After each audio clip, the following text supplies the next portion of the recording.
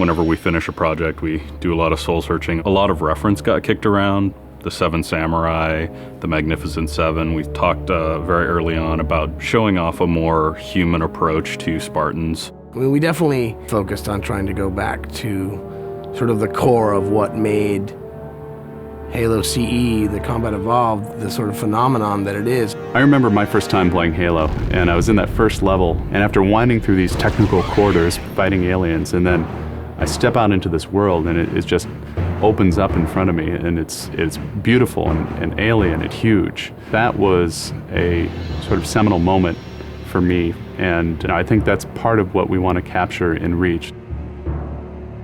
Something that was core to the game at the beginning was that sense of wonder and exploration.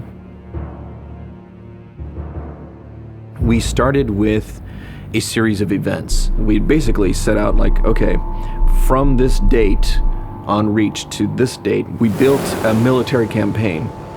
We all had a desire to really flesh out the backstory of what happened prior to Master Chief and Cortana even entering the picture. We knew there were other Spartans, and it just seemed like such a rich area to tell a character-driven story with new characters. We wanted this team to feel like a Delta Force type team that are usually a smaller number. Why are we not seeing explosives residue? This particular team, Noble Team, they've survived by staying together. You're Noble 6, you're a replacement for a Spartan that's died.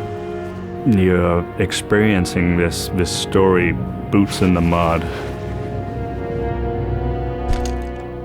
We looked at the story of Reach, and it was obviously a more intimate, character-driven story. We really needed the attention to real-world detail, trying to make these characters' faces really feel like believable. We started everything over from scratch, came up with a whole new rig for how we animate faces and also how we approach like texturing them, modeling them, everything, and just put a lot more time. Difference about a couple million polygons.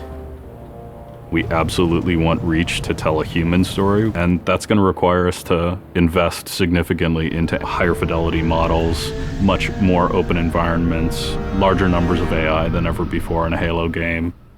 To pull off the vision for what we had for this game, we ended up gutting almost every part of the engine, retooling things to make it run faster, to make it run better, it looked better. We had to throw out all of our technical systems. We had to then throw out the content that went with it because that content didn't represent the new bar we were going for.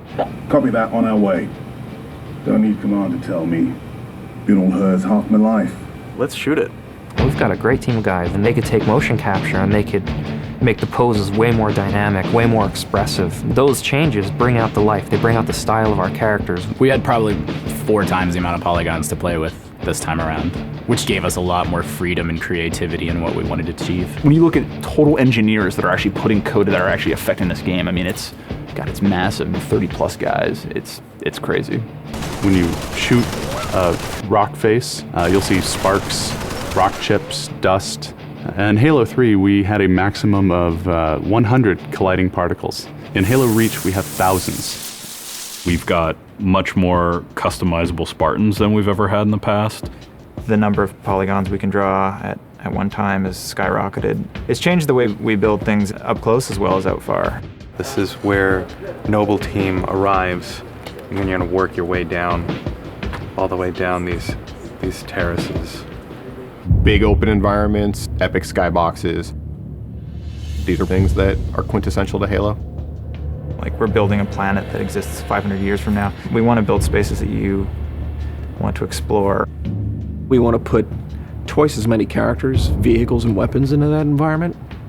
That's going to require massive improvements to the way we handle our artificial intelligence in the game. We now can put so many AI in an encounter that you can put 4 Spartans, the player, 8 Marines against 30-ish Covenant, and that's an actual serious challenge. Bringing the elites back was something that was really a true joy for us because they're such an awesome character to fight. What if the Spartans and the soldiers don't actually understand what the aliens are saying? What's that going to feel like? What if we can get back to having the aliens feel really alien and threatening?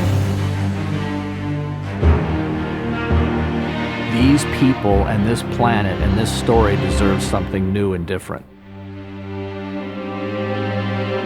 Just a different underlying sense of tragedy, heroism. We're rebuilding everything from the ground up. You have to walk this very fine balance. We want to add new things, but we don't want to rough up anybody's baby. I mean, that's the whole thing about the crazy sausage that is Bungie's Halo Reach ODST universe, is that we've sort of developed this gameplay that every person sort of has the different things about it that they like, and I still think that we still struggle to figure out exactly what, like what can we add or remove without pissing off certain people in the population. We looked at the Halo 3 assault rifle, and it really does feel kind of dated. It fit the tech then, but now we have all of these new polygons to play with. We went to a lot of trouble to sort of ground the weapons and the vehicles more in this sort of more real, more gritty world. We refined a lot of the weapons to push them into their particular role, and that role is defined a lot by range and the range of combat that you're going to play. For instance, the DMR, which is a sort of medium to long range suppression marksman rifle. It's going to be a sandbox game. It's not going to be a carefully scripted game where every movement of the AI is controlled by a mission designer. It's much broader than that. It allows the player to deal with encounters in their own specific way. There's definitely going to be offhand grenade throwing. There's definitely going to be vehicles. There's definitely going to be a large number of weapons that are incredibly powerful, incredibly accurate, that allow the player to feel like a badass. Now, if you melee him in the back of the head, like you really mean it, you're holding down on the button, you will launch into this more elaborate animation sequence. It's going to be a very different campaign experience for people overall. We're doing stuff in the campaign that people absolutely won't expect from a Halo game. Bigger battles, brand new cast of characters. An incredibly ambitious game. Every neuron in my head is firing with just reach, reach, reach. We knew from the beginning what the end was going to be. This is the definitive Halo made by the people who created Halo.